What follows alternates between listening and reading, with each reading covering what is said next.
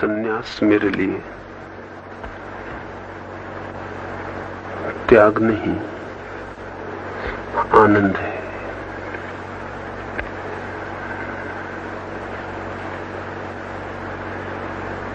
संन्यास निषेध भी नहीं है, उपलब्धि है।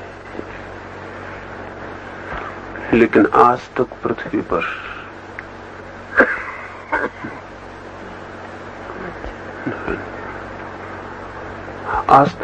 पर संन्यास को निषेधात्मक अर्थों में ही देखा गया है, त्याग के अर्थों में, छोड़ने के अर्थों में, पाने के अर्थ में नहीं। मैं संन्यास को देखता हूं पाने के अर्थ में। निश्चित ही जब कोई हीरे जवाहरात पा लेता है तो कंकड़ पत्थरों को छोड़ देता है, लेकिन कंकड़ पत्थरों को छोड़ने का अर्थ इतना ही है कि हीरे जवाहरातों के लिए जगह बनानी पड़ती। कंकड़ पत्थरों का त्याग नहीं किया जाता। त्याग तो हम उसी बात का करते हैं जिसका बहुत मूल्य मालूम होता है। कंकड़ पत्थर तो ऐसे छोड़े जाते हैं जिससे घर से कचरा फेंक दिया जाता है। घर से फेंके गए कचरे का हम हिसाब नहीं रखते कि हमने कितना कचरा त्याग दिया।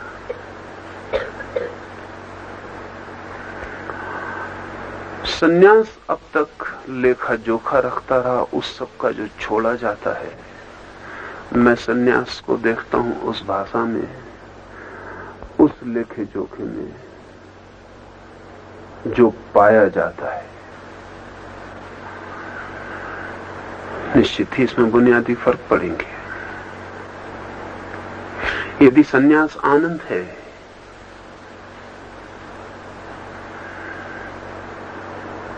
यदि संन्यास उपलब्धि है, यदि संन्यास पाना है, विधायक है, पॉजिटिव है, तो संन्यास का अर्थ विराग नहीं हो सकता। तो संन्यास का अर्थ उदासी नहीं हो सकता। तो संन्यास का अर्थ जीवन का विरोध नहीं हो सकता। तब तो संन्यास का अर्थ होगा जीवन में अहोभाव। तब तो संन्यास का अर्थ होगा उदासी नहीं, प्रफुल्लता। तब तो संन्यास का अर्थ होगा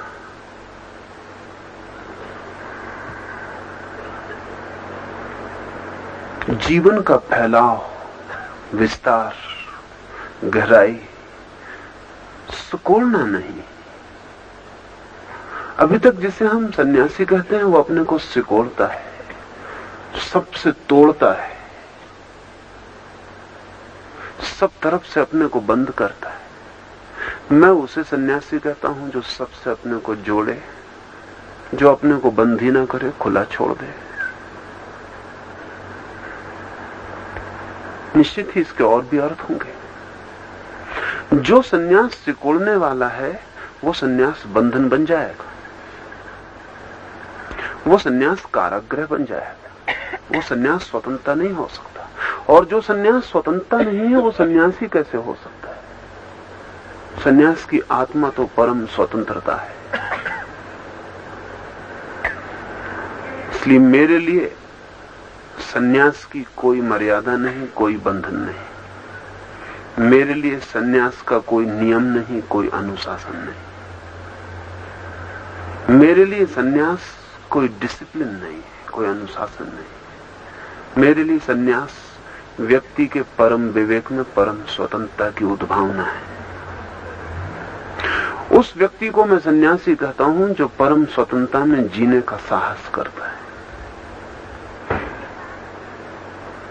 नहीं कोई बंधन ओढ़ता, नहीं कोई व्यवस्था ओढ़ता, नहीं कोई अनुशासन ओढ़ता। लेकिन इसका मतलब ये नहीं कि वो उच्छृंखल हो जाता, इसका ये मतलब नहीं कि वो स्वच्छंद हो जाता। असलियत तो यह है कि जो आदमी परतंत्र है वही उच्छृंखल हो सकता है, और जो आदमी परतंत्र है, बंधन में बंधा है, वही स्वच्छंद हो सकता है। जो स्वतंत्र है वो तो कभी स्वच्छंद होता ही नहीं। उसके स्वच्छंद होने का उपाय नहीं।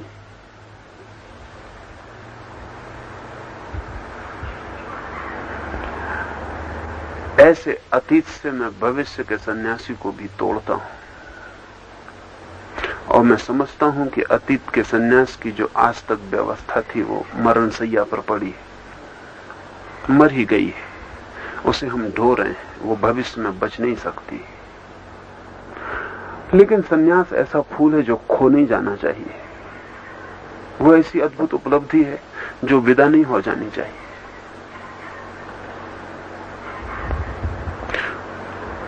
वो बहुत ही अनूठा फूल है जो कभी कभी खिलता रहा है। ऐसा भी हो सकता है कि हम उसे भूल ही जाएं, खो ही दें। पुरानी व्यवस्था में बंधा हुआ वो मर सकता है।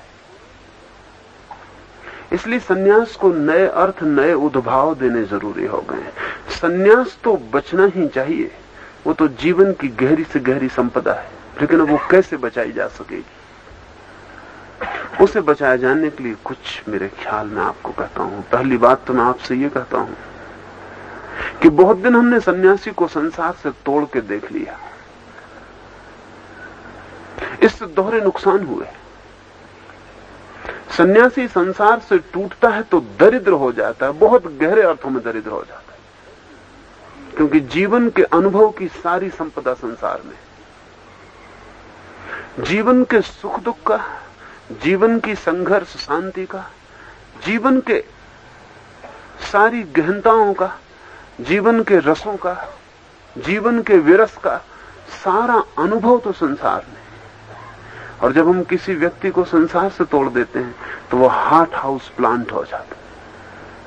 वो खुले आकाश के नीचे खिलने वाला फूल नहीं रह जाता।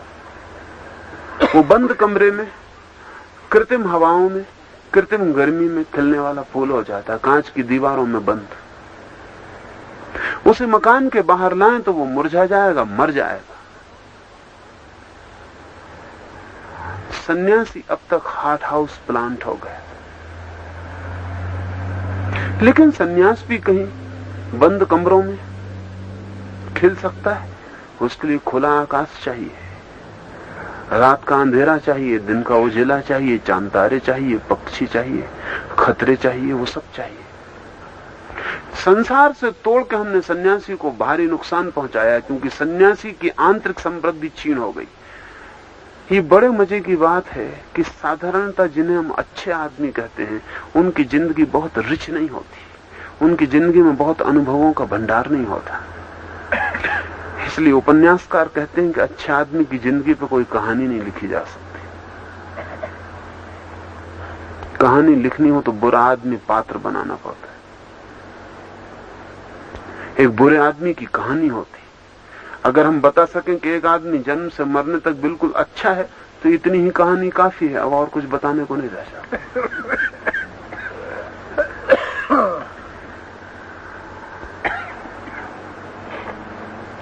सन्यासी को संसार से तोड़ के हम अनुभव से तोड़ देते हैं। अनुभव से तोड़ के हम उसे एक तरह की सुरक्षा तो दे देते हैं, लेकिन एक तरह की दरिद्रता भी दे देते हैं। मैं सन्यासी को संसार से जोड़ना चाहता हूं। मैं ऐसे सन्यासी देखना चाहता हूं जो दुकान पर भी बैठे हों, दफ्तर में काम भी कर रहे हों, खेत पर मेहनत भी कर रहे हों, जो जिंदगी के पूरे सघनता में खड़े हो, भाग नहीं गए हो, भगोड़े ना हो, एस्केपिस्ट ना हो, पलायन ना किया हो, जिंदगी के पूरे सघन बाजार में खड़े हो, भीड़ में, शोरगुल में खड़े हो, और फिर भी सन्यासी हो। तब उनके सन्यास का क्या मतलब होगा? अगर एक स्त्री सन्यासिनी होती है और पत्नी है, तो अब तक मतलब होता था कि वो भाग जाए जिंदगी से छोड़ के, बच्चों को, पति को। अगर पति है तो छोड़ जाए, घर को छोड़कर भाग जाए। मेरे लिए ऐसे सन्यास का कोई अर्थ नहीं है। मैं तो मानता हूं कि अगर एक पति सन्यासी होता है तो जहां है वहीं हो, भागे नहीं। सन्यास उसके जीवन में वहीं खिलने दे। लेकिन तब क्या करेगा वो? भागने में तो रास्ता दिखता था कि भाग गए तो बच गए, अब क्या करेगा? अब उसको करने का क्या होगा? वो पति भी होगा, बाप भी होगा, दुकानदार भी होगा, नौकर भी होगा, मालिक भी होगा, हजार संबंधों में होगा। जिंदगी का मतलब ही अंतर संबंधों का जाल है। वो यहां क्या करेगा? भाग जाता था तो बड़ी सहूलियत थी, क्योंकि वो दुनिया ही हट गई जहां कुछ करना पड़ता था। अब वो बैठ जाता था एक कोने में, जंगल में, एक गुफा में, सूखता था वहां, सिकुड़ता था वहां। यहां क्या करेगा? यहां सन्यास का क्या अर्थ होगा? अगर त्याग नहीं होगा तो सन्यास का क्या अर्थ होगा? एक अभिनेता मेरे पास आया था, नया नया अभिनेता है, अभी अभी फिल्मों में गया। वो मुझसे पूछने आया था कि मुझे भी कोई सूत्र मेरी डायरी पर लिख दें जो मेरे काम आ जाए। तो उसे मैंने लिखा कि अभिनय ऐसे करो जैसे वो जीवन हो, और जियो ऐसे जैसे वो अभिनय हो। सन्यासी का मेरे लिए यही अर्थ है। जीवन के सघनता में खड़े होकर अगर कोई सन्यास के फूल को खिलाना चाहता है तो एक ही अर्थ हो सकता है कि वो करता ना रह जाए, भोगता ना रह जाए, अभिनेता हो जाए, साक्षी हो जाए, देखे, करे, लेकिन कहीं भी बहुत गहरे में बंधे नहीं। गुजरे नदी से लेकिन उसके पांव को पानी न छुए। नदी से गुजरना तो मुश्किल है कि पांव को पानी न छुए, लेकिन संसार से गुजरना संभव है कि संसार न छुए।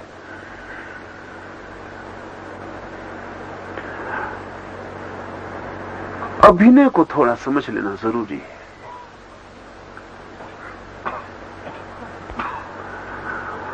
और आश्चर्य तो यह है कि जितना अभिनय हो जाए जीवन, उतना कुशल हो जाता है,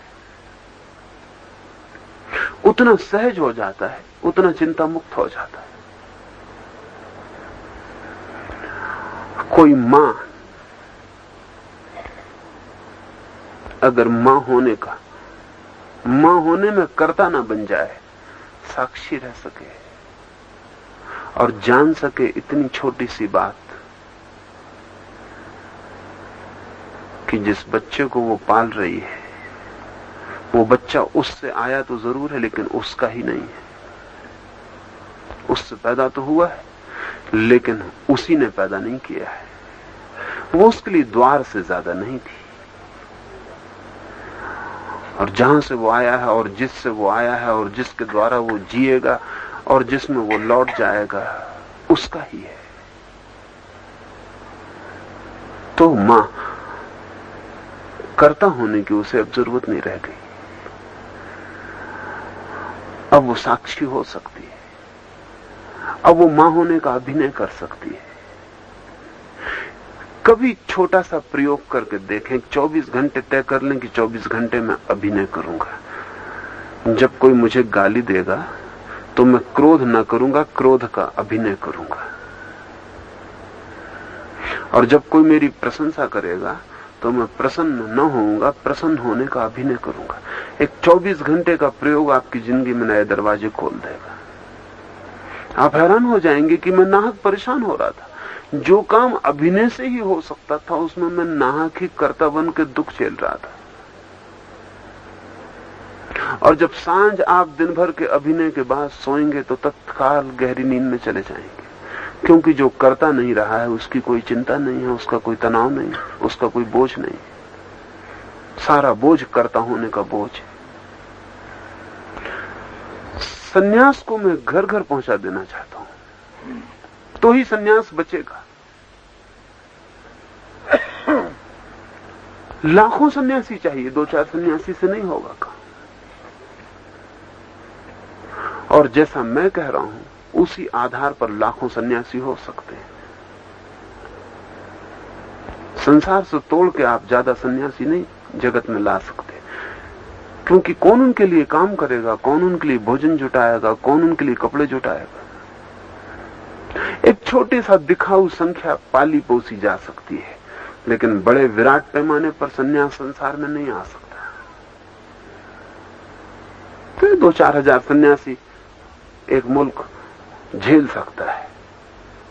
ये सन्यासी भी दीन हो जाते हैं ये सन्यासी भी निर्भर हो जाते हैं, ये सन्यासी भी परवश हो जाते हैं, और इनका विराट व्यापक प्रभाव नहीं हो सकता। अगर जगत में बहुत व्यापक प्रभाव चाहिए सन्यास का, जो कि जरूरी है, उपयोगी है, अर्थपूर्ण है, आनंदपूर्ण है, तो हमें धीरे धीरे ऐसे सन्यास को जगह देनी पड़ेगी जिसमें से तोड़ के भागना अनिवार्यता ना हो, जिसमें जो जहां है वो वहीं सन्यासी हो सके, वहीं वो अभिनय और वहीं वो साक्षी हो जाए, वो जो हो रहा है उसका साक्षी हो जाए। तो एक तो सन्यास का मेरा घर से, दुकान से, बाजार से जोड़ने का ख्याल। अद्भुत और मजेदार होगी वो दुनिया अगर हम बना सके जहां दुकानदार सन्यासी हो। स्वभावतः वैसा दुकानदार बेईमान होने में बड़ी कठिनाई पाएगा। जब अभिनय ही कोई कर रहा हो तो बेईमान होने में बड़ा कठिनाई पाएगा, और जब कोई साक्षी बना हो तो फिर बेईमान होने में बड़ी कठिनाई पाएगा। सन्यासी अगर दफ्तर में क्लर्क हो, चपरासी हो, डॉक्टर हो, वकील हो, तो हम इस दुनिया को बिल्कुल बदल डाल सकते हैं। तो एक तो सन्यासी को तोड़ के सन्यासी दीन हो जाता है और संसार का भारी नुकसान होता है, संसार भी दीन हो जाता है, क्योंकि उसके बीच जो श्रेष्ठतम फूल खिल सकते थे वो हट जाते हैं, वो बगिया के बाहर हो जाते हैं और बगिया उदास हो जाती। इसलिए एक सन्यास का एक जगत व्यापी आंदोलन जरूरी है, जिसमें हम धीरे धीरे घर में, द्वार में, बाजार में, दुकान में सन्यासी को हो। वो माँ होगी, पति होगी, पत्नी होगा, इससे कोई फर्क नहीं पड़ता, वो जो भी होगा वही होगा, सिर्फ उसके देखने की दृष्टि बदल जाएगी, वो साक्षी रह जाए। उसके लिए जिंदगी अभिनय और लीला हो जाएगी, काम नहीं रह जाएगा, उसके लिए जिंदगी एक उत्सव हो जाएगी। उत्सव होते ही सब बदल जाता है। दूसरी एक मेरी और दृष्टि है, वो आपको कहूं, वो मेरी दृष्टि है पीरियोडिकल रिनंसिएशन की, सावधिक सन्यास की। ऐसा मैं नहीं मानता हूं कि कोई आदमी जिंदगी भर सन्यासी होने की कसम ले। असल में भविष्य के लिए कोई भी कसम खतरनाक है, क्योंकि भविष्य के हम कभी भी नियंता नहीं हो सकते, वो भ्रम है। भविष्य को आने दें, वो जो लाएगा हम देखेंगे।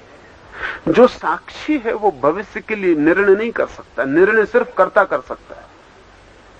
जिसको ख्याल है कि मैं करने वाला हूं, वो कह सकता है कि मैं जिंदगी भर सन्यासी रहूंगा, लेकिन सच में जो साक्षी है वो कहेगा कल का तो मुझे कुछ पता नहीं, कल जो होगा होगा, कल जो होगा उसे देखूंगा और जो होगा होगा। कल के लिए कोई निर्णय नहीं ले सकता। इसलिए सन्यास की एक और कठिनाई अतीत में हुई, वो थी जीवन भर के सन्यास की, आजीवन सन्यास की। एक आदमी किसी भाव दशा में सन्यासी हो जाए और कल किसी भाव दशा में जीवन में वापस लौटना चाहे तो हमने लौटने का द्वार नहीं छोड़ा है खुला। सन्यास में हमने एंट्रेंस तो रखा है, एग्जिट नहीं।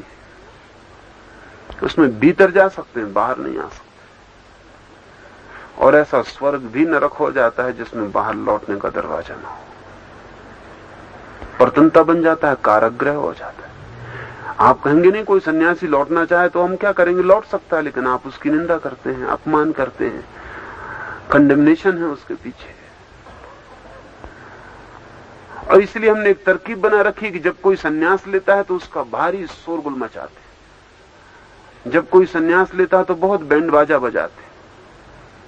जब कोई सन्यास लेता है तो बहुत फूल मालाएं पहनाते हैं, बड़ी प्रशंसा, बड़ा सम्मान, बड़ा आदर, जैसे कोई बहुत बड़ी घटना घट रही, ऐसा हम उपद्रव करते हैं। और ये उपद्रव का दूसरा हिस्सा है, वो सन्यासी को पता नहीं कि अगर वो कल लौटा तो जैसे फूल मालाएं फेंकेंगी वैसे ही पत्थर और जूते भी फेंके जाएंगे, और यही लोग होंगे फेंकने वाले, कोई दूसरा आदमी नहीं होगा।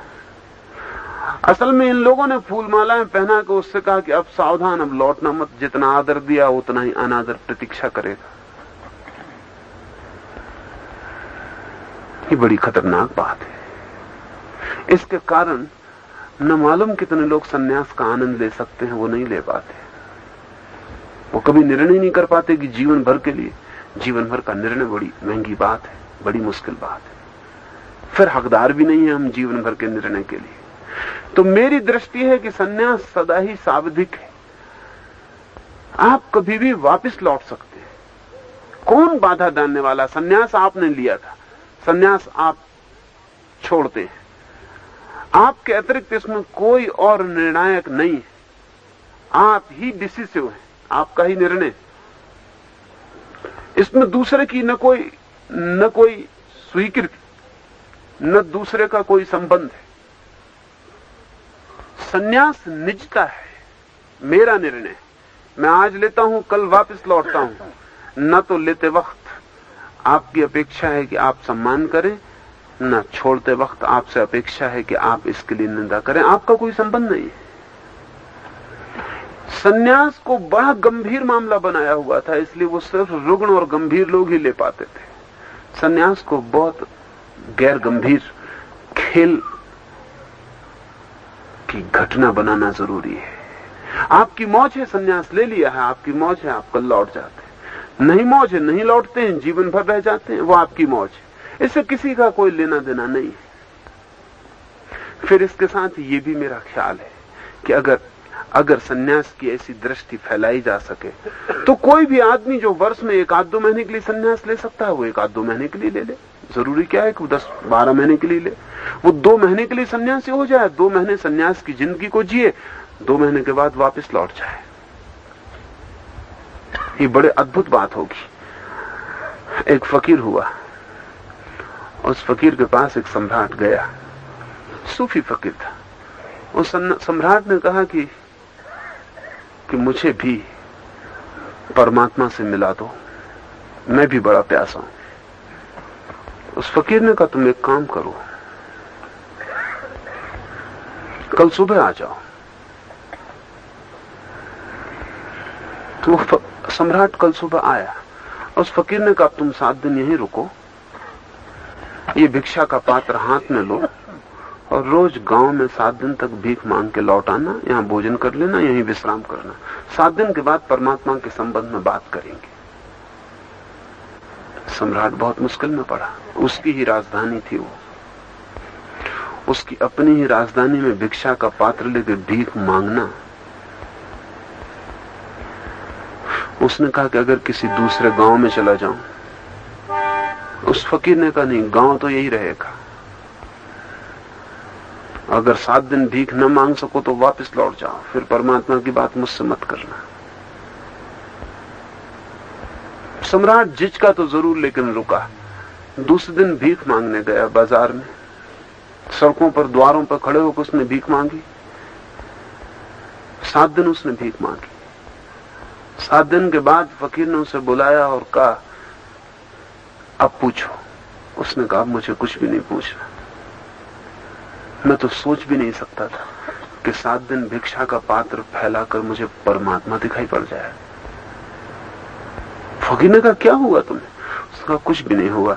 7 दिन भीख मांगने में मेरा अहंकार गल गया और पिघल गया और बह गया। मैंने तो कभी सोचा ही नहीं था कि जो सम्राट होकर न पा सका वो भिखारी होकर मिल सकता है। और जिस क्षण विनम्रता का भीतर जन्म होता है, ह्यूमिलिटी का, उसी क्षण द्वार खुल जाते हैं। अब ये अद्भुत अनुभव की बात होगी कि कोई आदमी वर्ष में 1 महीने के लिए, 2 महीने के लिए सन्यासी हो जाए, फिर वापस लौट जाए अपनी दुनिया में। इस 2 महीने में सन्यास की जिंदगी के सारे अनुभव उसकी संपत्ति बन जाएंगे, वो उसके साथ चलने लगेंगे। और अगर एक आदमी 40, 50 साल, 60 साल की जिंदगी में 10-20 बार थोड़े थोड़े दिन के लिए सन्यासी होता चला जाए, तो फिर उसे सन्यासी होने की जरूरत न रह जाएगी। वो जहां है वहीं धीरे धीरे सन्यासी हो जाए। तो ऐसा भी मैं सोचता हूं कि हर आदमी को मौका मिलना चाहिए कि वो कभी सन्यासी हो जाए।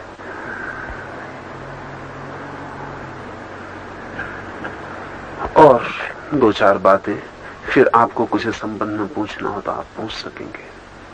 अब तक जमीन पर जितने सन्यासी रहे वो किसी धर्म के थे, इससे बहुत नुकसान हुआ है। सन्यासी भी और किसी धर्म का होगा, ये बात ही बेतुकी है। कम से कम सन्यासी तो सिर्फ धर्म का होना चाहिए। वो तो जैन ना हो, ईसाई ना हो, हिंदू ना हो, वो तो सिर्फ धर्म का हो। वो तो कम से कम सर्वधर्मान परित्यज्य, वो तो कम से कम सब धर्म छोड़कर वो निपट धर्म का हो जाए। ये बड़े मजे की बात होगी कि हम इस पृथ्वी पर एक ऐसे सन्यास को जन्म दे सकें जो धर्म का सन्यास हो, किसी विशेष संप्रदाय का नहीं। वो सन्यासी मस्जिद में भी रुक सके, वो मंदिर में भी रुक सके, वो गुरुद्वारा में भी ठहर सके, उसके लिए कोई पराया ना हो, सब अपने हो जाए।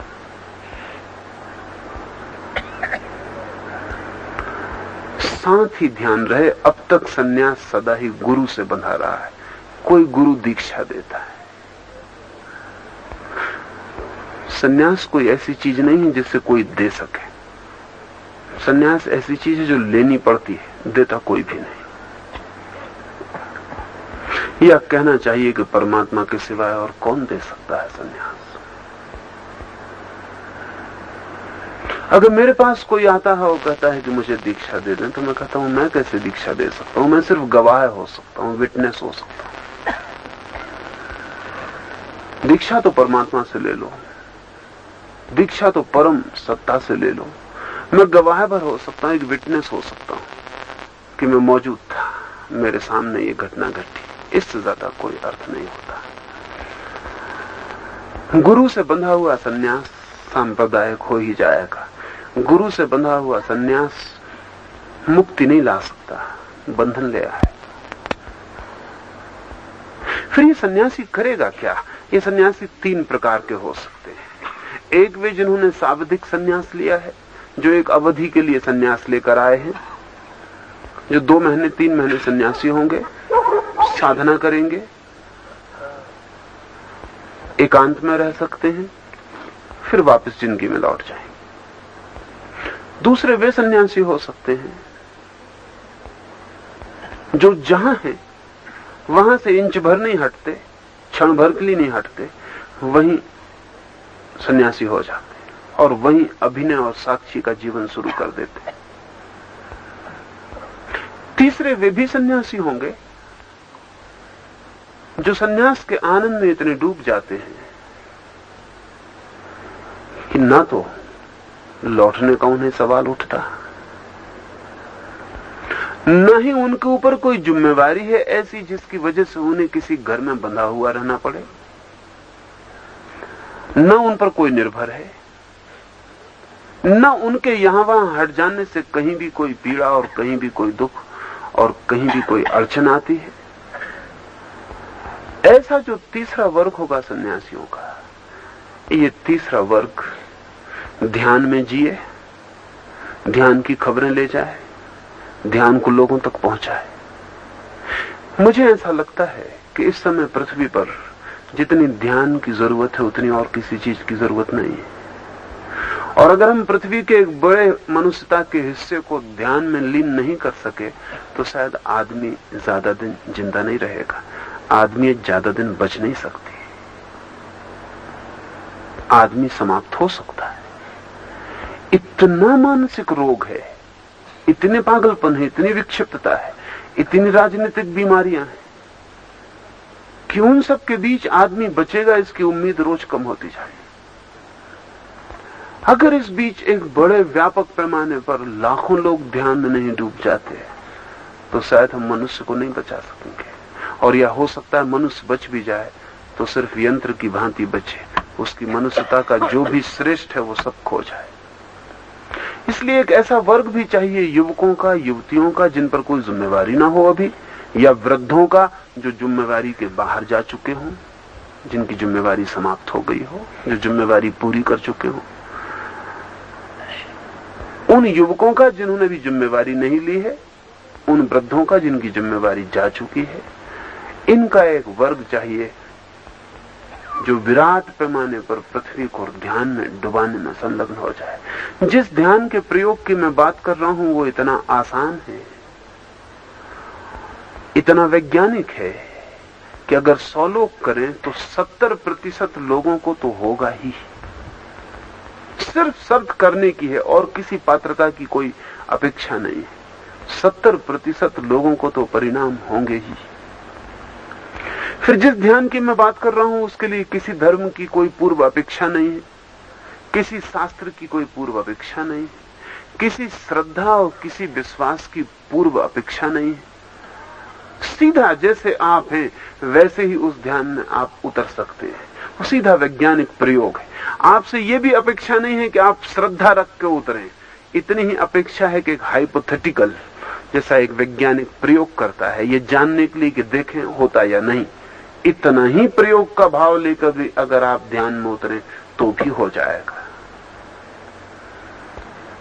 और मुझे ऐसा लगता है कि एक चेन रिएक्शन, एक श्रृंखलाबद्ध ध्यान की प्रक्रिया सारी पृथ्वी पर फैलाई जा सकती है।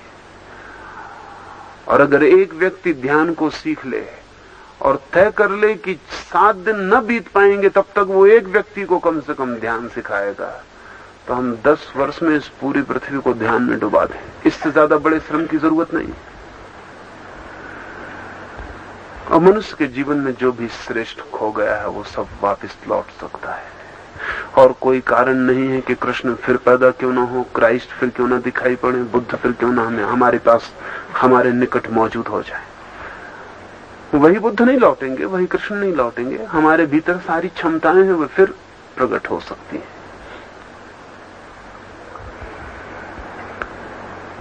इसलिए मैं गवाही होने की तय किया हूं।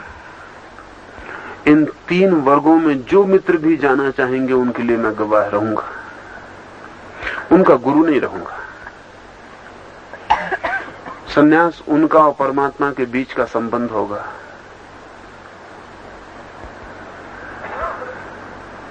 इसके लिए कोई उत्सव नहीं किया जाएगा सन्यास देने के लिए, नहीं तो फिर लेते वक्त भी उल्टा उत्सव करना पड़ता। इसे कोई गंभीर बात नहीं समझी जाएगी, ये कोई सीरियस अफेयर नहीं है। इसके लिए इतना परेशान और इतना चिंतित होने की जरूरत नहीं है। ये बड़ी सहज बात है। एक आदमी सुबह उठता है और उसके मन में आता है कि वो सन्यासी हो जाता, वो हो जाए। कठिनाई इसलिए नहीं है कि कमिटमेंट कोई लाइफ लॉन्ग नहीं है, ये कोई जिंदगी भर की बात नहीं है कि उसने तय कर लिया तो जिंदगी भर उससे रहना है। अगर कल सुबह उसे लगता है कि नहीं वापस लौटना तो वो वापस लौट जाए। इसमें किसी दूसरे का कोई लेना देना नहीं है। ये थोड़ी सी बातें मैंने कही। इस संबंध में कुछ भी आपको सवाल हो तो वो थोड़े से सवाल पूछ ले तो उनकी बात हो जाएगी। बोलो। पगले कपड़े पहनने का क्या मतलब? बैठे। कपड़े पहनने से कोई सन्यासी नहीं होता, लेकिन सन्यासी भी अपने ढंग के कपड़े पहनता है। कपड़े पहनने से कोई सन्यासी नहीं होता, लेकिन सन्यासी के अपने कपड़े हो सकते हैं।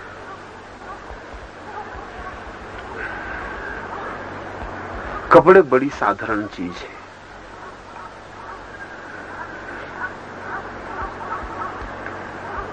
लेकिन एकदम व्यर्थ चीज नहीं है। आप क्या पहनते हैं इसके बहुत से अर्थ हैं। आप क्यों पहनते हैं इसके भी बहुत से अर्थ हैं। एक आदमी ढीले ढाले कपड़े पहनता है। ढीले ढाले कपड़े पहनने से कुछ फर्क नहीं पड़ता, लेकिन एक आदमी ढीले ढाले कपड़े क्यों चुनता है और एक आदमी चुस्त कपड़े क्यों चुनता है, ये उस आदमी के सूचक होते हैं। अगर आदमी बहुत शांत है तो चुस्त कपड़े पसंद नहीं करेगा। चुस्त कपड़े पसंदगी इस बात की खबर देती है कि आदमी झगड़ालू हो सकता है, अशांत हो सकता है, उपद्रवी हो सकता है, कामुक हो सकता है। लड़ने के लिए ढीले कपड़े ठीक नहीं पड़ते, इसलिए सैनिक को हम ढीले कपड़े नहीं पहना सकते, सिर्फ साधु को पहना सकते हैं। सैनिक को चुस्त कपड़े ही पहनने चाहिए। काम चुस्त कपड़े का है। जहां वो जा रहा है वहां कपड़े इतने कसे होना चाहिए कि उसे पूरे वक्त लगता रहे कि वो अपने शरीर के बाहर छलांग लगा सकता है। पूरे वक्त लगता रहे कि वो जब चाहे तब शरीर के बाहर कूद सकता है। कपड़े इतने चुस्त होने चाहिए। ये कपड़े उसे लड़ने में सहयोगी हो जाएंगे। गैरिक वस्त्रों का भी उपयोग है। ऐसा नहीं कि गैरिक वस्त्रों के बिना कोई सन्यासी नहीं हो सकता, लेकिन गैरिक वस्त्रों का उपयोग है, और जिन्होंने वो खोजे थे उनके पीछे बहुत कारण थे। पहला कारण तो ये था, कभी छोटे मोटे हम तो सोचते नहीं, प्रयोग भी नहीं करते, इसलिए बड़ी कठिनाई होती। 7 रंगों की 7 बोतलें ले लें और उनमें एक ही नदी का पानी भर दें और 7 को सूरज की रोशनी में टांग दें, और आप बड़े हैरान हो जाएंगे। 7 रंग के कांच 7 रंग के पानी पैदा कर देगा उन बोतलों में। पीले रंग की बोतल का पानी जल्दी सड़ जाएगा, ज्यादा देर स्वच्छ नहीं रह सकता। लाल रंग की बोतल का पानी महीने भर तक स्वच्छ रह जाएगा, सड़ेगा नहीं। आप कहेंगे क्या किया बोतल ने? कांच का रंग किरणों को आने जाने में फर्क डाल रहा है।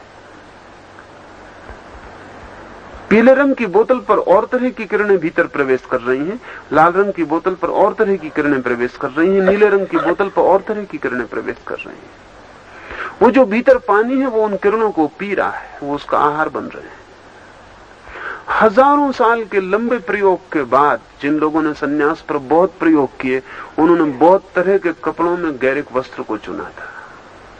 कई अनुभव हैं उसके पीछे। एक तो बहुत अद्भुत अनुभव यह है, जो लोग फिजिक्स को थोड़ा समझते हैं उनके ख्याल में होगा कि जिस रंग का कपड़ा होता है उस रंग की किरण हमसे वापस लौट जाती है। आमतौर से हम उल्टा समझते हैं। आमतौर से हम समझते हैं कि जो कपड़ा लाल है वो लाल होगा। असलियत ये नहीं है, असलियत उल्टी है। सूरज की किरणों में 7 रंग होते हैं, और जब सूरज की किरण किसी चीज पे पड़ती है, अगर आपको लाल कपड़ा दिखाई पड़ रहा है तो उसका मतलब यह है कि सूरज की किरण के 6 रंग तो वो कपड़ा पी गया, लाल रंग को उसने वापस लौटा दिया। आपको वही रंग दिखाई पड़ता है जो चीजें वापस लौटा देती हैं। नीले रंग की चीज का मतलब है नीले रंग की किरण वापस लौट गई, उसे उस चीज ने एब्जॉर्ब नहीं किया, उसने पिया नहीं, वो वापस छोड़ दी गई। वो किरण लौट के आपकी आंख पे पड़ती है, इसलिए वो आपको चीज नीली दिखाई पड़ती है। और मजे की बात यह है कि वो चीज नीले रंग को पीती ही नहीं, वो उसको छोड़ देती। जिस रंग का कपड़ा आप पहन रहे हैं उस रंग की किरण आपके भीतर प्रवेश नहीं करेगी। गैरिक वस्त्र बहुत सोच के चुने गए। लाल रंग की किरण मनुष्य के चित्त में बहुत तरह की कामुकताओं को जन्म देती है, बहुत वाइटल है। लाल रंग की जो किरण है वो शरीर के भीतर प्रवेश करके मनुष्य की सेक्सुअलिटी को उभारती है, इसलिए गर्म मुल्क के लोग ज्यादा कामुक होते हैं। जितना गर्म मुल्क होगा उतने लोग ज्यादा कामुक होंगे।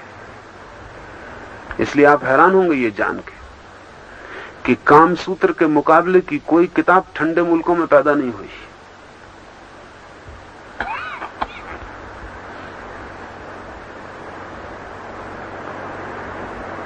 अरेबियन नाइट्स जैसी कोई किताब ठंडे मुल्कों में पैदा नहीं हुई। गर्म मुल्क बहुत कामुक होते हैं। सूरज की तेज तपती हुई किरणें हैं, वो सब शरीर में प्रवेश कर जाती। सन्यास पर जो लोग बहुत तरह के प्रयोग कर रहे थे हजारों दिशाओं में, उनमें उनको ये भी ख्याल आया कि अगर लाल किरण शरीर से वापस लौटाई जा सके तो कामुकता को शांत करती है। इसलिए गैरिक वस्त्र चुना गया। ठेठ लाल भी चुना जा सकता था, लेकिन थोड़ा सा फर्क किया गया, ऑरेंज। ठेठ लाल नहीं चुना। उसमें बड़ा अद्भुत बात है। लाल चुना जा सकता था, बिल्कुल लाल रंग और भी अच्छा होता, वो लाल किरण को बिल्कुल ही वापस कर देता। लेकिन अगर लाल किरण बिल्कुल वापस हो जाए तो शरीर के स्वास्थ्य को नुकसान पहुंचना शुरू हो जाता। वो थोड़ी सी तो जानी चाहिए। और भी एक कारण है कि लाल किरण अगर मेरे कपड़ों से पूरी तरह वापस लौटे तो जिसकी भी आंख पे पड़ती है उसको भी नुकसान पहुंचाती है। अब बड़े मजे की बात है कि सन्यासी ने इसकी भी चिंता की कि उसके कपड़े से किसी को बहुत नुकसान भी ना पहुंच जाए। आप लाल रंग का जरा कपड़ा बैल के सामने कर दें, आपने कभी किया है कोशिश, तो आपको पता चलेगा बैल भी कुछ रंगों को समझता है। बैल भी छड़कता है लाल रंग के कपड़े को देखकर, उसकी आंख पर लाल रंग की चोट गहरी पड़ती है। आप जान के हैरान होंगे कि जो लोग कलर साइकोलॉजी पर, रंग के मनस्शास्त्र पर काम करते हैं, उनके बड़े अद्भुत अनुभव हुए। आज तो पश्चिम में रंग पर बहुत काम चलता है, क्योंकि रंग के बहुत उपयोग उनके ख्याल में आ गए। अभी एक बहुत बड़े दुकानदार ने, एक सुपर स्टोर के मालिक ने अमेरिका में एक रिसर्च करवाई कि हम अपनी चीजों पर जो डब्बे लगाते हैं उन पर हम किस तरह के रंग लगाएं कि बिक्री पर उसका असर पड़े। तो बड़ी हैरानी की बात हुई। बड़ी हैरानी की बात यह हुई कि जो स्त्रियां खरीदने आती हैं उस सुपर स्टोर में, उन पर रिसर्च चलती रहती पूरे वक्त कि जितनी स्त्रियां वहां आती हैं पूरे वक्त रिकॉर्ड किया जाता है कि उनकी आंखें सबसे ज्यादा किस रंग के डब्बे को पकड़ती। तो यह पाया गया कि वही डब्बा अगर पीले रंग में पोता जाए तो 20% बिक्री होती है, और वही डब्बा अगर लाल रंग में पोत दिया जाए तो 80% बिक्री हो जाती है। डब्बा वही, चीज वही, नाम वही, सिर्फ रंग डब्बे का बदल दिया जाए। लाल रंग स्त्रियों की आंख को बहुत जोर से पकड़ लेता है, इसलिए सारी दुनिया में स्त्रियों ने लाल रंग के कपड़े सबसे ज्यादा पहने।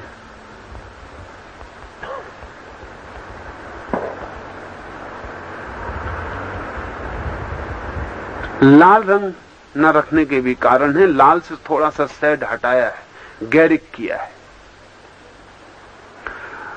ये जो गैरिक, ये जो ऑकर कलर है, इसमें लाल के सारे फायदे हैं और लाल का कोई भी नुकसान नहीं है।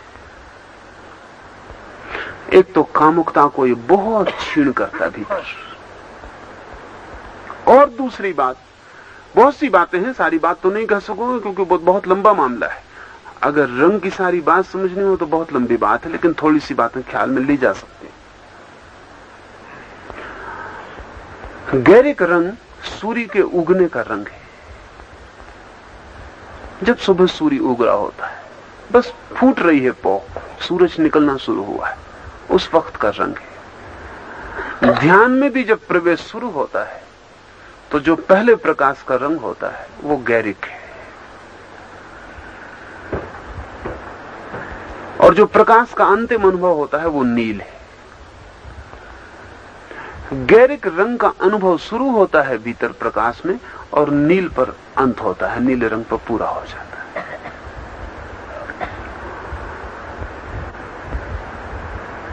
ध्यान के पहले चरण की सूचना उस रंग में है, और जब सन्यासी ध्यान में प्रवेश करता है तो उसे वो रंग दिखाई पड़ने शुरू होते हैं। और अगर वो दिन भर भी खुली आंख में भी उस रंग को बार बार देख लेता है, तब रिमेम्बरिंग वापस लौट जाती है, और दोनों के बीच एक एसोसिएशन हो जाता है, एक अंतर संबंध हो जाता है। जब भी वो अपने गैरिक वस्त्र को देखता है तभी उसे ध्यान का स्मरण आता है। वो दिन में 25 दफे अकारण उसको ध्यान का स्मरण आ जाता है, और वो वापस डूब जाता है। आप बाजार जाते हैं, कोई चीज लानी है, खरीद के आप कपड़े में गांठ लगा लेते हैं। गांठ से चीज लाने का कोई संबंध है? कोई भी तो संबंध नहीं। लेकिन बाजार में अचानक गांठ की ख्याल आती है और फौरन याद आ जाता है कि फलानी चीज ले आनी है। गांठ से एसोसिएशन हो गया, गांठ से एक कंडीशनिंग हो गई। पावलोव ने एक प्रयोग किया था। पावलोव एक कुत्ते को सामने रोटी रखता है, साथ में घंटी बजाता रहता है। रोटी देख के कुत्ते के मुंह से लार टपकती है। फिर 15 दिन बाद रोटी देना बंद कर देता, सिर्फ घंटी बजाता है, लेकिन घंटी सुन के भी कुत्ते के मुंह से लार टपकने लगती। क्या हो गया इस कुत्ते को? घंटी और रोटी में एक अंतर संबंध, एक एसोसिएशन हो गया, एक कंडीशन रिफ्लेक्स पैदा हो गया। अब कुत्ते को घंटी का बजना तत्काल रोटी की याद बन जाती। हम पूरी जिंदगी इसी तरह जी रहे हैं, हम पूरी जिंदगी इसी तरह कर रहे हैं, लेकिन हमने सब तरह के गलत कंडीशन रिफ्लेक्स पैदा किए हुए।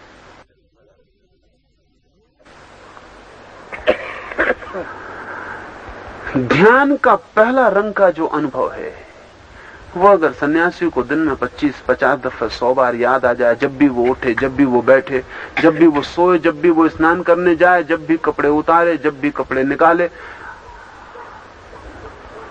तो बार बार उसे ध्यान की सुध लौट आती है। वो गांठ हो गई उसके पास, जो उसके काम पड़ जाती है। लेकिन इसका यह मतलब नहीं है कि कोई गैरिक वस्त्र पहने बिना सन्यासी नहीं हो सकता। सन्यास इतनी बड़ी चीज है कि वस्त्रों से उसे बांधा नहीं जा सकता। लेकिन वस्त्र एकदम व्यर्थ नहीं है, उनकी अपनी अर्थवत्ता है। इसलिए मैं पसंद करूंगा कि सारी पृथ्वी पर लाखों लोग गैरिक वस्त्रों में दिखाई पड़े।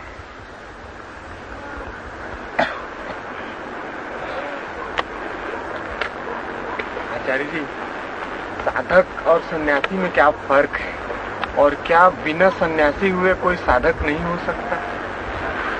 सन्यासी हुए तो कोई साधक नहीं हो सकता। साधक का मतलब सन्यास की शुरुआत है। असल में साधक का मतलब सन्यास को साधना है। सन्यास साधना है, और क्या साधक करेगा?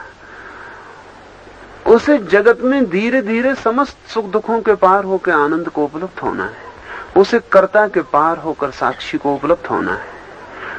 उसे अहंकार के पार होकर शून्य को उपलब्ध होना है। उसे पदार्थ को पार होकर परमात्मा को उपलब्ध होना है। इन सबका इकट्ठा नाम सन्यास है।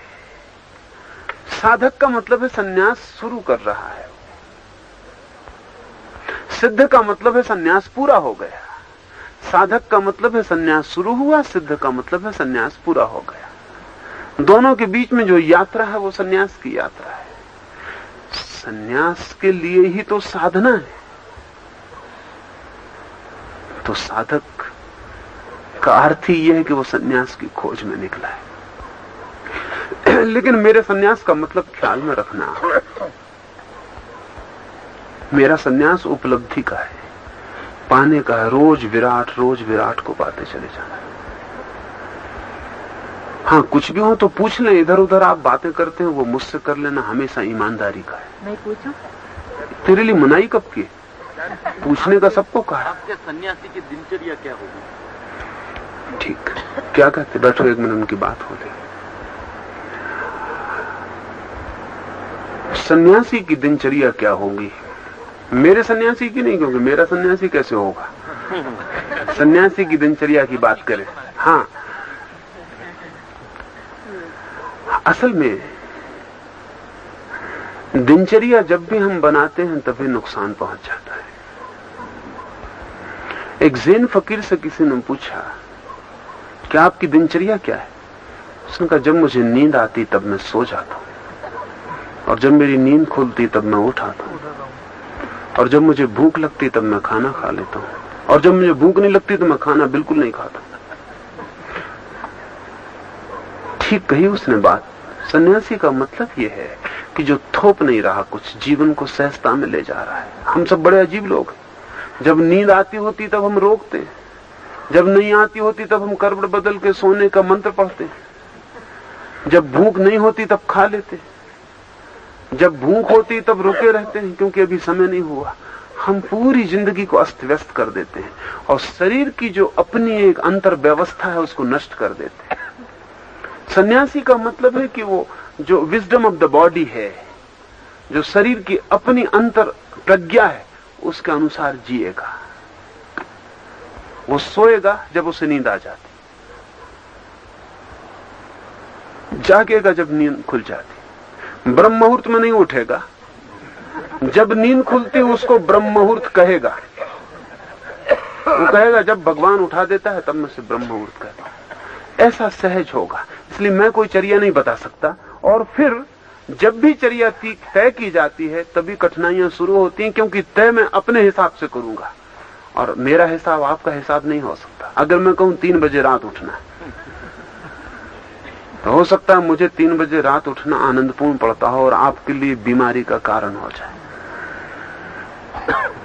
हर आदमी के शरीर की अपनी व्यवस्था है। अब हमको ख्याल में नहीं होता। आमतौर से लोग मुझे कहते हैं कि आजकल की स्त्रियां बहुत हलाल हो गई, पति को उठ के चाय बनानी पड़ती है, पत्नी सोई रहती।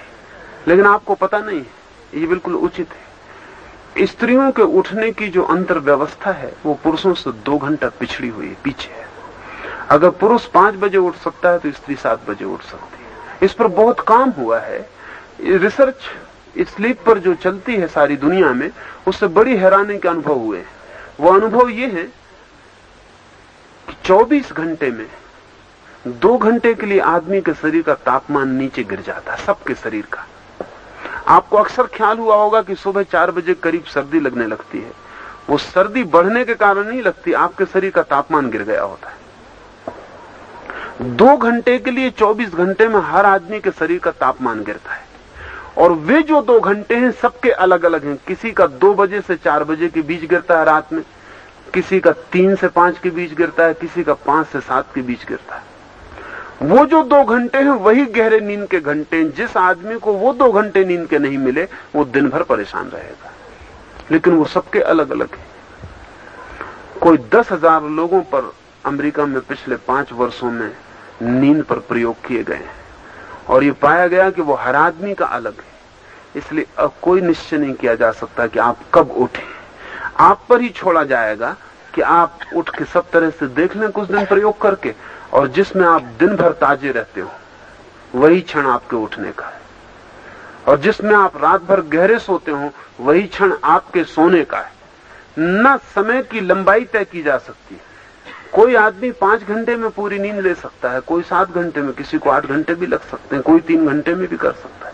लेकिन जो आदमी 3 घंटे में कर लेता है वो खतरनाक हो जाता है। वो दूसरों को कहता है हलाल हो, तामसी हो, पागल हो गए हो।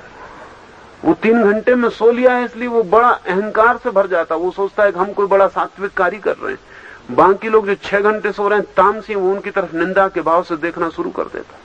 और अगर उसको किताब वगैरह लिखना आता हो तब तो बहुत खतरा हो जाता है। वो नियम बना जाता है, वो नियम बना देता है सख्ती से कि 3 बजे रात उठना, नहीं तो नरक में जाओगे। 3 बजे आप उठे कि आप नरक में जाने के पहले नरक में चले जाओगे। कितना खाना, क्या पहनना, कैसे पहनना, कैसे सोना, इस सब की बहुत ही सामान्य चर्चा की जा सकती, चर्या नहीं बनाई जा सकती। चर्या तो आपको अपनी सदा तय करनी पड़ती है, इंडिविजुअल टू इंडिविजुअल। एक एक व्यक्ति को अपनी ही तय करनी पड़ती, अपनी ही तय करनी चाहिए भी। इतनी तो स्वतंत्रता कम से कम रखिए। संसारी नहीं रख पाता, सन्यासी तो रख सकता है। सन्यासी को तो रखनी ही चाहिए, उसको तो सख्ती से रखनी चाहिए कि उसके लिए जो सुखद है, जो शांतिपूर्ण है, जो आनंदपूर्ण है, वो वैसे जिएगा। एक ही बात ध्यान में रखने की है कि उसके कारण किसी को दुख, पीड़ा, परेशानी न हो, किसी को भी। ऐसे जिएगा, इतनी चर्या उसके लिए पर्याप्त होगी। ये विस्तार में मुझे आपसे बात करनी पड़े क्योंकि सामान्य बात की जा सकती है, क्या खाना, क्या नहीं खाना, लेकिन सख्त नहीं हुआ जा सकता। अब हम देखते हैं कि एक आदमी सिगरेट पी रहा है, अब सारी दुनिया उसके खिलाफ है, लेकिन वो पिए चला जा रहा है। डॉक्टर उसको समझा रहे हैं कि तुम बीमार हो जाओगे। वो कहता है कि मानता हूं, बिल्कुल सच जचता है, लेकिन नहीं छूट सकती। क्या मामला क्या है? कहीं ऐसा तो नहीं है कि सिगरेट उसके लिए कोई बहुत जरूरी हिस्सा पूरा करती है।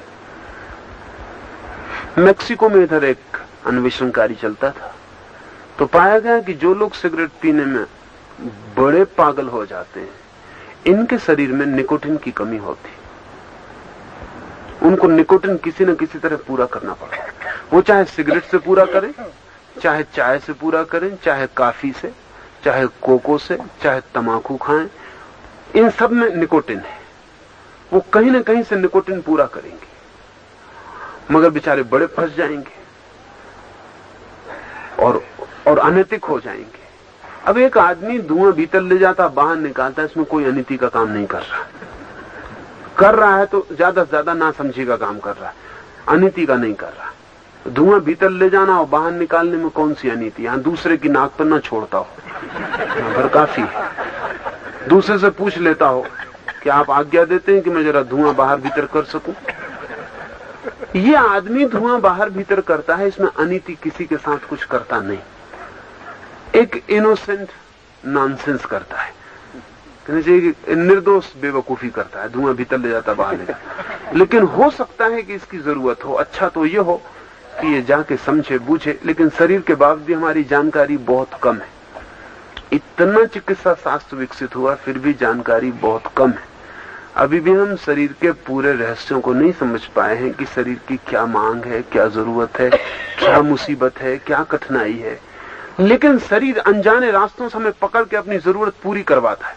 वो कहता है कि सिगरेट पियो, कहता तम्बाकू खाओ, फिर जब पकड़ लेता है तो उसकी तृप्ति होने लगती है, फिर वो छोड़ता नहीं। ऐसा नहीं है कि जो लोग पीते हैं सभी के भीतर कमी होगी, 10 में से 9 तो दूसरे को देख के पीते, और जब देख के पीने लगते हैं तो फिर एक तरह का आदत और एक तरह की मैकेनिकल हैबिट पकड़नी शुरू हो जाती, फिर वो पीते चले जाते, फिर न पिए तो मुसीबत होने लगती। लेकिन कुछ भी बात तय नहीं की जा सकती ऊपर से, और निश्चित रूप से सबके लिए कोई एक योजना नहीं बनाई जा सकती कि आदमी ऐसा उठे, ऐसा बैठे, ऐसा सोए, ऐसा खाए पिए। हाँ, कुछ मोटी बातें कही जा सकती हैं।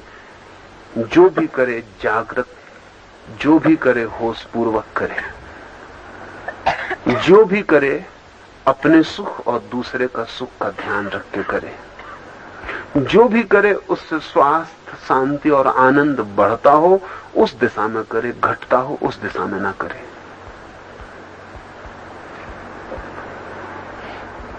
जो भी खाए पिए वो बोझ ना बन जाता हो, हल्का करता हो, स्वस्थ करता हो, ताजा करता हो। जो भी खाए पिए उससे अकारण अनावश्यक हिंसा ना होती हो, अनावश्यक अकारण किसी को चोट दुख पीड़ा ना होती हो। जो भी भोजन में ले उसमें स्वास्थ्य का ध्यान महत्वपूर्ण हो।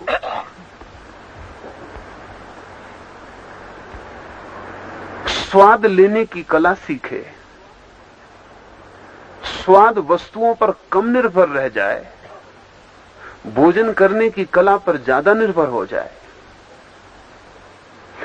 ऐसी मोटी बातें की जा सकती हैं, और इन मोटी बातों के आधार पर अपने व्यक्तित्व को देखकर निर्णय लेने चाहिए। न किसी और की कोई डिसिप्लिन है, न कोई अनुशासन है। प्रत्येक व्यक्ति आत्मनियंता है, और सन्यास का तो मतलब ये है कि हम अपने निर्णय का अधिकार घोषित करते हैं कि अब हम अपने को अपने ही ढंग से निर्धारित करेंगे। आप कहेंगे इसमें कोई गलती करे तो गलती का दुख भोगेगा, इसमें आपको परेशान होने की जरूरत नहीं। गलती करे तो जैसा गलती कोई करता है उसका दुख पाता है, पाएगा। ठीक करेगा, सुख पाएगा। दूसरे गलती ना करें, इसमें दूसरों को बहुत उत्सुकता नहीं लेनी चाहिए, क्योंकि दूसरों की ये उत्सुकता अनैतिक है। आप दूसरों को गलती तक ना करने देंगे तो आप कौन है? दूसरे को गलती करनी है, करने दें। उसी सीमा पर उसे रोका जा सकता है जहां उसकी गलती दूसरे के लिए पीड़ादायी बने, अन्यथा नहीं रोका जा सकता। वो अपनी गलती करते रहे।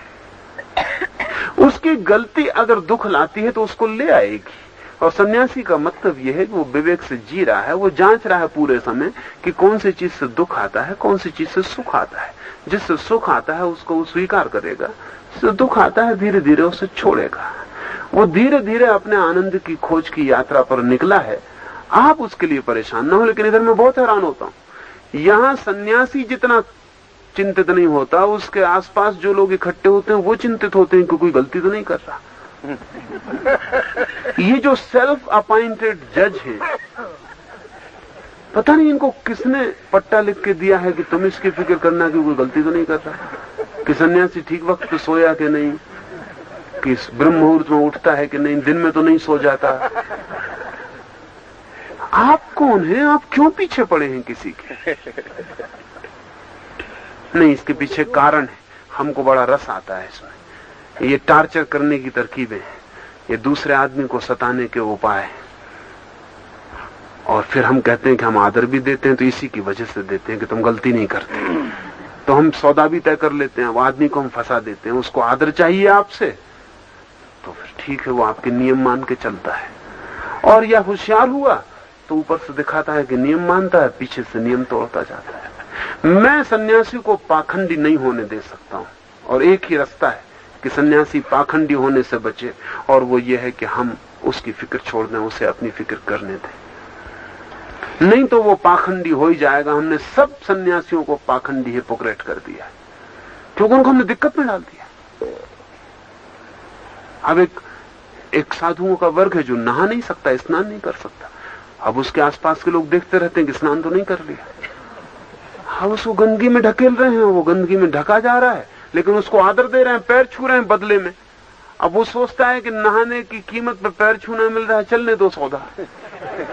एकांत में मौका देख के पानी कपड़े गीले को करके स्पंज वाश कर लेता है, कुछ अपना थोड़ा बहुत सफाई सुथराई कर लेता है, मगर वो उसको चोरी और गिल्ट में हम ढकेल रहे हैं। बोलो नहाने के पीछे उसको हम धक्का दे रहे हैं। अभी एक सज्जन मेरे पास आए, उन्होंने कहा आपकी फलानी साध्वी आपके पास आती, हमने सुना वो टूथपेस्ट करती। मैंने कहा तुम पागल हो गए, सन्यासिनी टूथपेस्ट करती है कि नहीं करती, तुम कोई टूथपेस्ट का काम करते हो, क्या मतलब तुम्हारा? नहीं, उन्होंने कहा कि हमारे समाज में तो दतून करने की मनाही है, तो तुम मत करो। मैंने उनसे कहा तुम्हारे समाज में मनाही है, तुमसे कौन कहता है? वो मजे से टूथपेस्ट कर रहे हैं, उनका सन्यासी ना कर पाए, क्योंकि उसका कारण वो आदर देते हैं, बदला भी मांगते हैं। तो मैं अपने सन्यासी को, जिसको मैं सन्यासी समझ रहा हूं, उसको कहूंगा आदर मत मांगना, अन्यथा बंधन शुरू हो जाए। मांगना ही मत, नहीं तो सब तरफ बेईमान और सब तरह के चोर इकट्ठे, वो फौरन फंसा लेंगे। वो कहेंगे आदर हम देते, पैर हम छूते, लेकिन हमारी भी शर्तें हैं, इतना इतना करना। सन्यासी का मतलब यह है कि जो ये कहता है कि हम तुम्हारी समाज, तुम्हारी शर्तों की कोई चिंता नहीं करते, हमने अपनी चिंता करनी शुरू कर दी, अब आप हमारी फिक्र ना करें। व्यक्ति का विवेक ही उसका पथ प्रदीप है।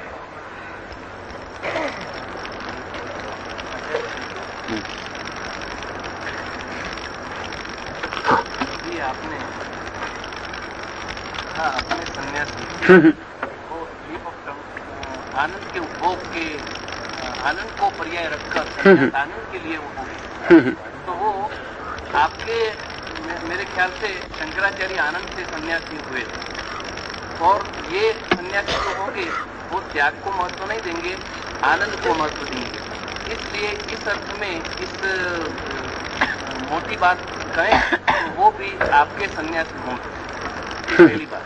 दूसरी बात ये है कि आप अभिनय की एक बात तो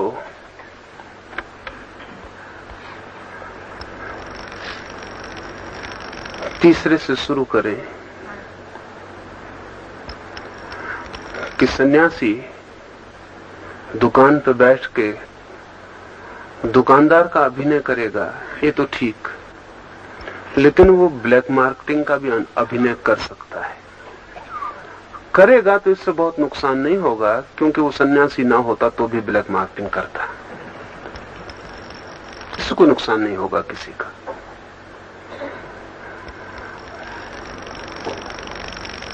लेकिन मैं मानता हूं कि जिस आदमी को सन्यास का ख्याल आया है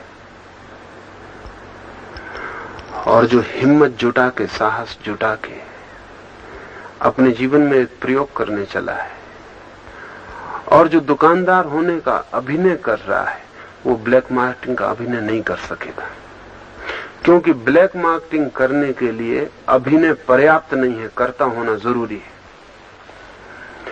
जितना बुरा काम करना हो उतना ही कर्ता होना आवश्यक होता चला जाता है। बुरे काम के करने के लिए, क्योंकि बुरे काम का आंतरिक दंश है, पीड़ा है, उसके लिए इन्वॉल्व होना जरूरी होता है, उसके लिए कमिटेड होना जरूरी होता है, उसके लिए डूबना जरूरी होता है। मैं किसी आदमी को अभिनय में छुरा नहीं मार सकता, मुश्किल पड़ेगा, क्योंकि दूसरे आदमी की जिंदगी दांव पर होगी, और अभिनय में छुरा मारने का कोई अर्थ नहीं रह जाता। अभिनय की जो धारणा है, अगर ठीक से ख्याल में आए, तो पहला तो मैं ये कहता हूं कि अगर वो करेगा ब्लैक मार्केटिंग तो कोई नुकसान किसी का नहीं हो रहा है, क्योंकि जो सन्यासी होकर ब्लैक मार्केटिंग कर रहा है वो सन्यासी नहीं होकर और कर ही रहा था, करता ही, इसलिए कहीं कोई नुकसान नहीं हो रहा, उसमें तो हमें चिंतित होने की जरूरत नहीं। संभावना ये भी है, मेरे लिए बहुत संभावना है कि वो जो सन्यास होने के ख्याल से भरा है वो ब्लैक मार्केटिंग का अभिनय करने नहीं जाएगा, नहीं जा सकता है। सन्यास होने की जो प्रज्ञा है, सन्यास होने का जो विवेक है, वही बताएगा कि उसे क्या करना क्या नहीं करना।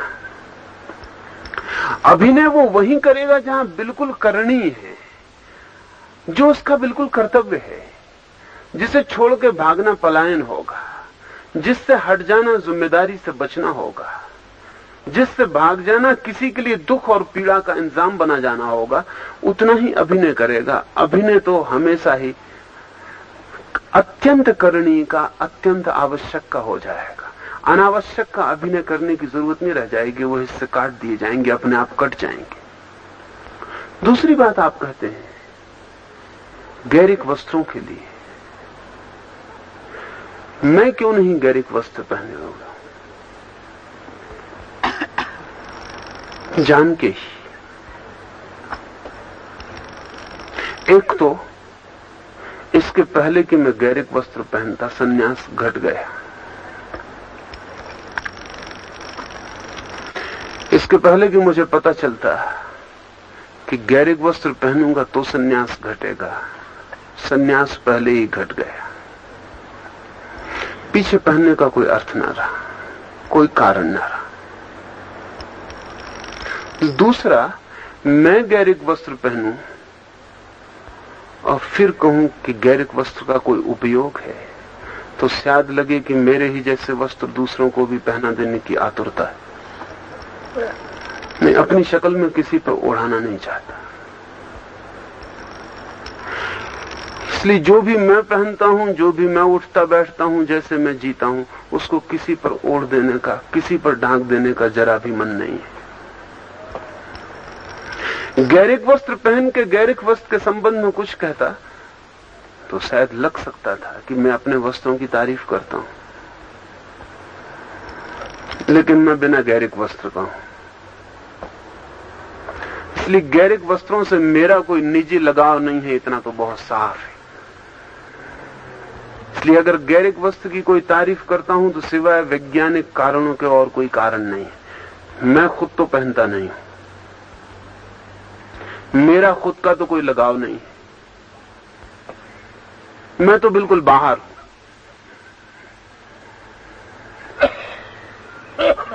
तीसरी बात, आपने कहा कि शंकराचार्य ने भी आनंद से, मैं नहीं मानता। शंकराचार्य का जगत के प्रति बड़ा निषेध का भाव है, निषेध इतना गहरा है कि वो जगत को माया सिद्ध करने की सतत चेष्टा में लगे हुए। ये जगत झूठा है, ये जगत भ्रम है, ये जगत माया है, ये जगत है ही नहीं, इसे सिद्ध करने का उनका आग्रह इतना प्रगाढ़ है कि ये जगत उन्हें चारों तरफ से परेशान कर रहा है, ये भी साफ है। ये जगत का होना उन्हें इतना गड़ रहा है कि इसे बेइंकार किए बिना, स्वप्न बनाए बिना छुटकारा नहीं पा सकते। शंकर का निषेध बहुत गहरा है। आनंद की बात शंकर करते हैं, लेकिन मेरे और उनके आनंद में भी बड़ा बुनियादी फर्क है। वे उस आनंद की बात करते हैं जो इस संसार के त्याग से उपलब्ध होता है। वे उस आनंद की बात करते हैं जो माया को छोड़ने से, ब्रह्म मिलन से उपलब्ध होता है। मैं उस आनंद की बात करता हूं जो समस्त को, समग्र को, माया को, ब्रह्म को, संसार को, प्रभु को, सबको स्वीकार कर लेने से उपलब्ध होता है। निषेध मेरे मन में कहीं भी नहीं, त्याग मेरे मन में कहीं भी नहीं। शंकर अगर आनंद की बात भी करते हैं तो वो संसार के त्याग में ही छिपा है, वो संसार को छोड़ देने में ही छिपा है।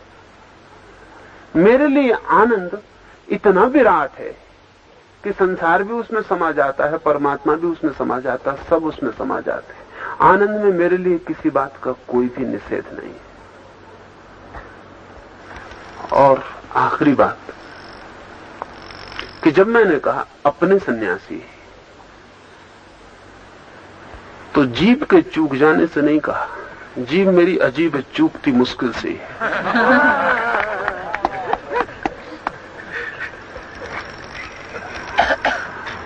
पहली दफे जब मित्र ने पूछा था कि आपके सन्यासी, तो मैंने इंकार किया था कि मेरे मत कहिए, लेकिन प्रयोजन मेरा दूसरा था। प्रयोजन मेरा यह था कि सन्यासी मेरा कैसे हो सकता। लेकिन जब मैंने दोबारा कहा तो जीभ नहीं चूकी। मैंने कहा अपने सन्यासी, सन्यासी मेरा नहीं हो सकता, लेकिन मैं तो सन्यासियों का हो सकता हूं। और उस सन्यासी की, उस आनंद के सन्यासी की जिसकी मैं बात कर रहा हूं, उससे मेरा लगाव है। उससे लगाव की अपेक्षा नहीं है मेरे प्रति, उससे कोई अपेक्षा नहीं है कि वो मेरे प्रति किसी तरह का भी संबंध रखे, लेकिन मेरा लगाव है। और मेरा लगाव इसमें है कि मैं देखता हूं कि उस तरह के सन्यासी में ही भविष्य में सन्यास के बचने की संभावना है, आशा है। भविष्य कोई एक आध बात और हो तो पूछ लें, फिर कुछ और बात होगी तो फिर पीछे बात कर लेंगे। हाँ बोलो। सन्यास की जो बात है, ये बिल्कुल ठीक कहते हो कि तुम्हारे और परमात्मा के बीच की बात है। अगर इतना समझ में आ जाए तो मेरे साक्षी होने की कोई जरूरत नहीं। लेकिन तुम यहां आए इसलिए हो कि तुम्हारे और परमात्मा के बीच सीधा संबंध नहीं बन रहा। नहीं तुम इधर किस लिए भटकते, इधर किस लिए परेशान होते।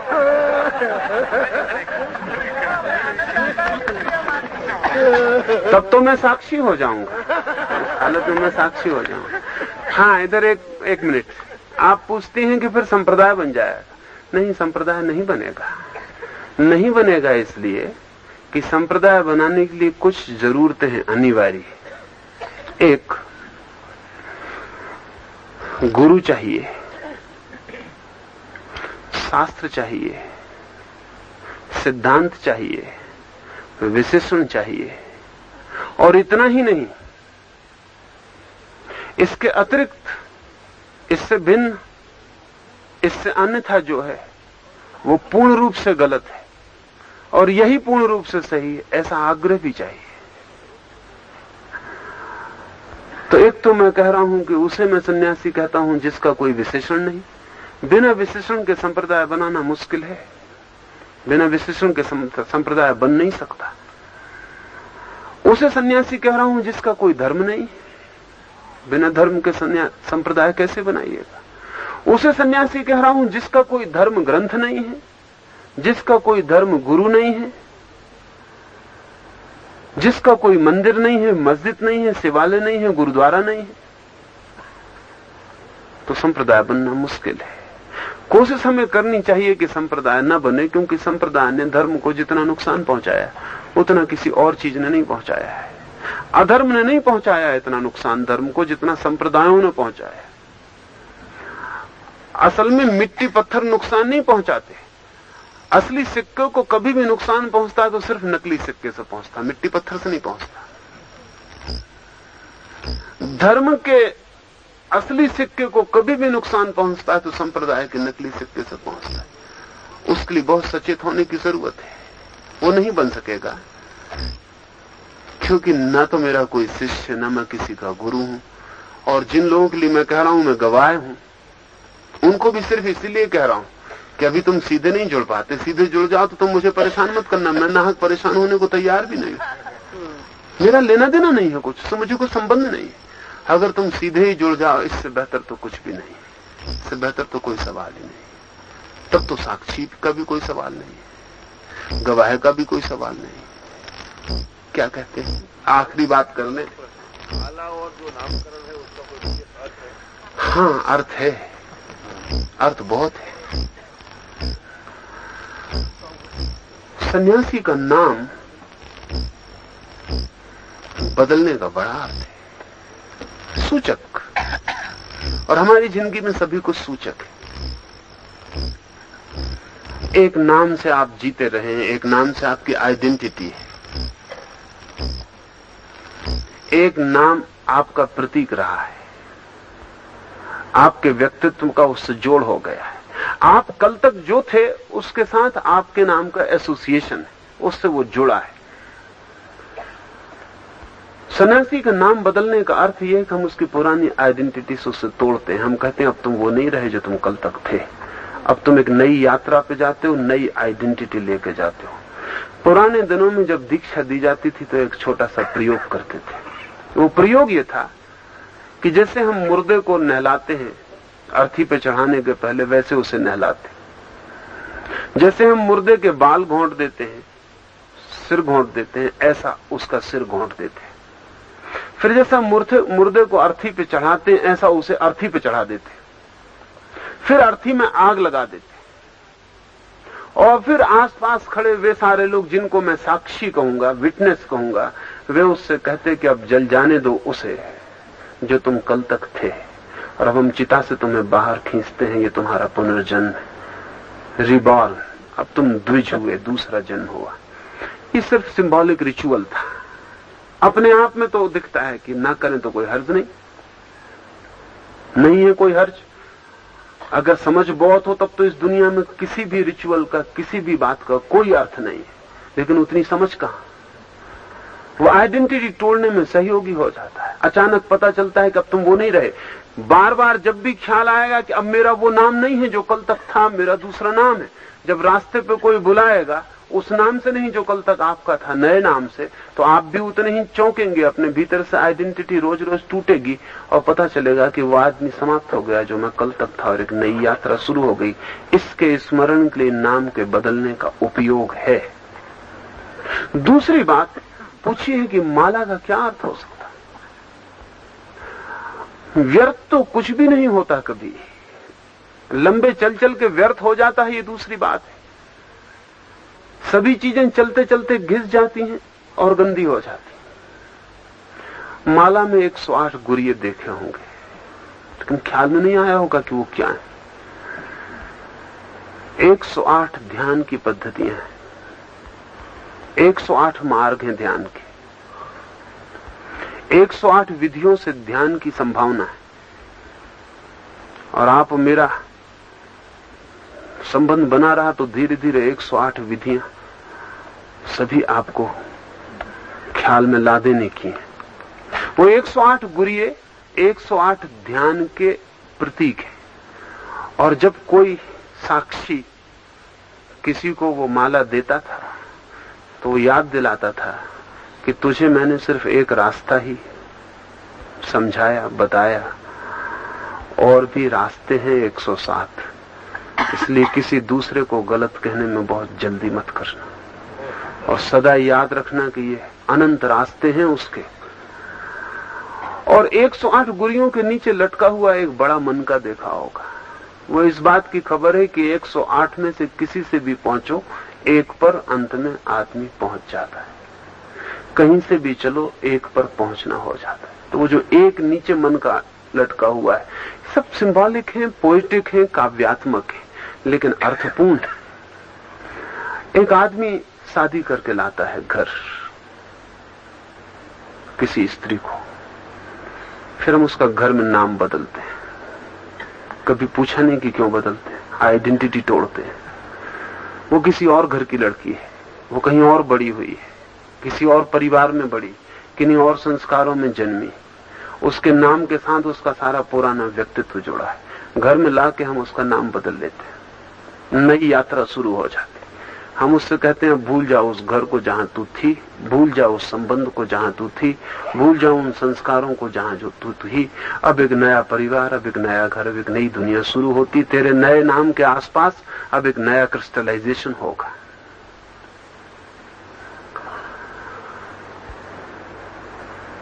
माला हो कि नाम हो कि और बहुत कुछ है, उन सब के अर्थ तो बहुत है, लेकिन वे सब बातें धीरे धीरे चल चल के व्यर्थ हो गई।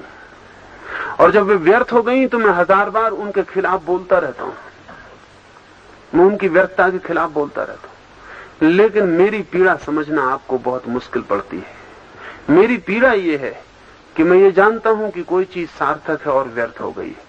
मैं उसके खिलाफ भी बोलता रहूंगा और उसके पक्ष में भी कुछ करता रहूंगा। अभी मेरी मुश्किल है, ये मुश्किल आपको भी समझनी पड़ेगी। मैं कुछ चीजों के खिलाफ बोलता रहूंगा क्योंकि वो व्यर्थ हो गई हैं, और फिर भी किसी मार्ग से उन चीजों के पक्ष में कुछ करता रहूंगा क्योंकि मैं जानता हूं मूलतः उनकी सार्थकता थी, और वो मूलतः सार्थकता नहीं खो जानी चाहिए। ये दोनों एक साथ चलेगा। इसलिए मैं कई तरह के मित्रों को दुश्मन बना लूंगा और कई तरह के साथियों को खोऊंगा, और रोज ये चलेगा और वो चलता रहेगा। उसमें कोई उपाय नहीं है, क्योंकि मैं एक दिन माला के खिलाफ बोलूंगा। जब कोई मेरे पास आ जाएगा और माला की बात करने लगेगा तो मैं खिलाफ बोलूंगा। लेकिन मैं हैरान हुआ हूं जान के कि मैं बड़े से बड़े सन्यासियों के सामने माला के खिलाफ बोला, वो माला के पक्ष में एक शब्द भी ना कह सके। तो मैं तो सोचता था कोई मुझसे माला के पक्ष में कुछ कहेगा। अब कोई नहीं मिला तो मुझे खुद ही कहना पड़ेगा, और कोई उपाय नहीं।